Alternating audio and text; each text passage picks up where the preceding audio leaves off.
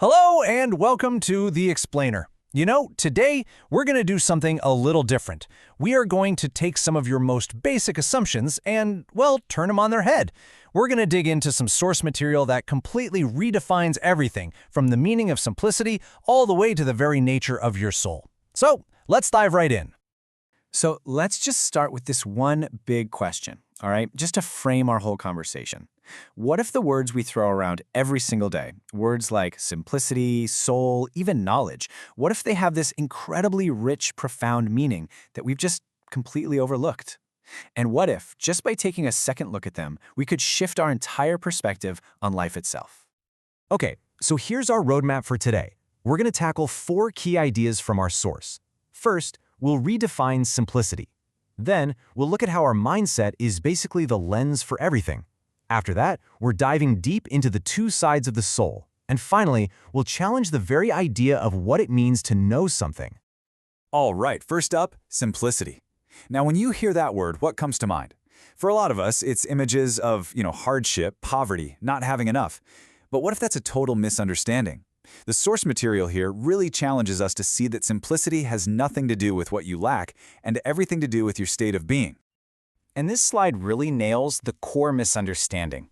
See, over on the left, you have the common view, simplicity as deprivation.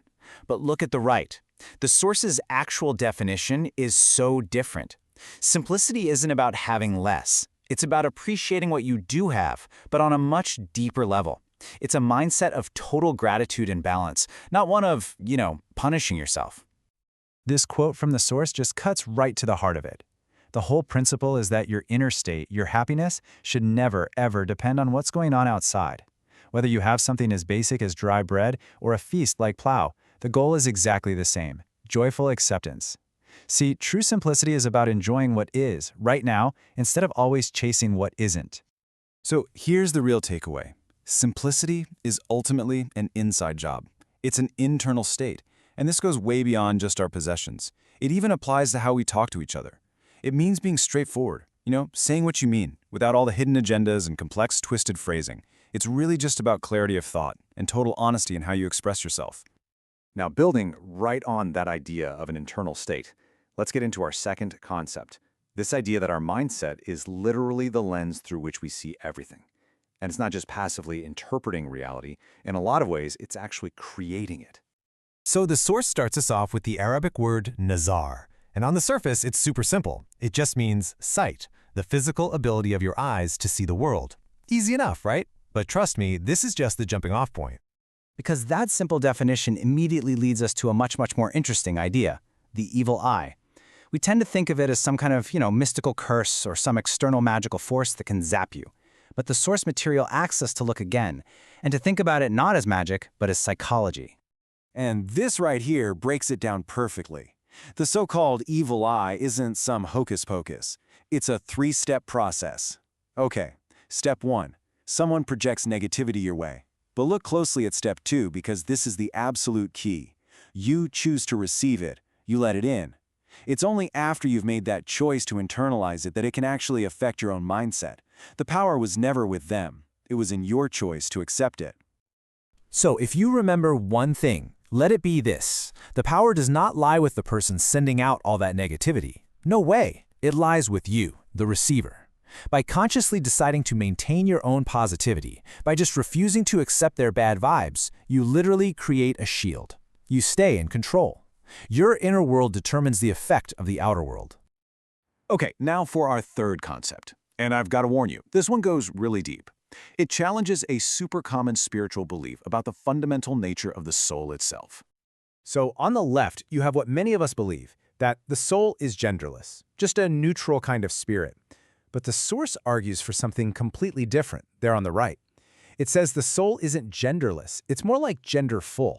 It's a complete whole containing both masculine and feminine aspects. The idea is that within every man there's a dormant feminine aspect, and within every woman there's a dormant masculine one. And the source backs this up with this really fascinating piece of linguistic detective work.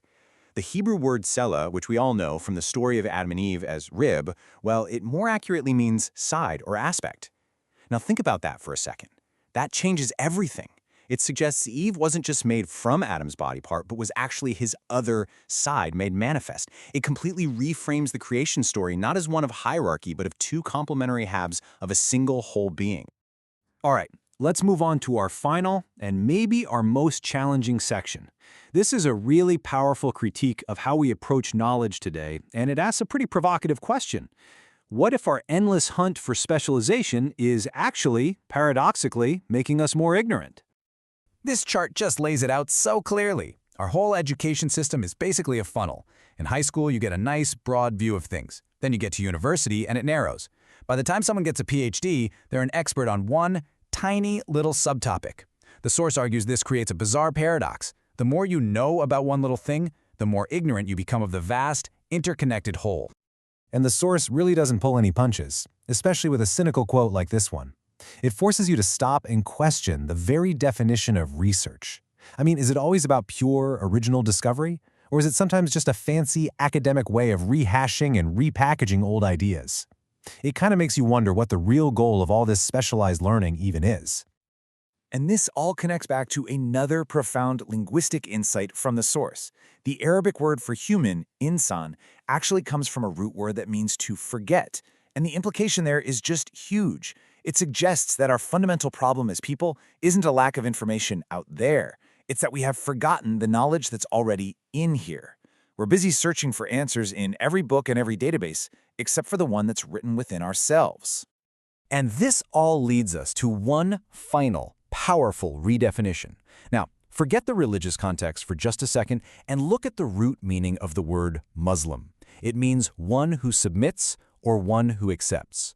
The source argues this isn't about submitting to some external power. It's about submitting to the truth of yourself. So true knowledge, then, isn't about stacking up facts. It's the radical, difficult act of accepting your own flaws as the only real starting point for growth. And so, we end up right back where we began. After redefining simplicity, our mindset, and even the soul, we're left with this one final question from the source. If the greatest, most profound knowledge isn't found in a library or a laboratory, but through the hard work of looking within, what truths are we all currently ignoring?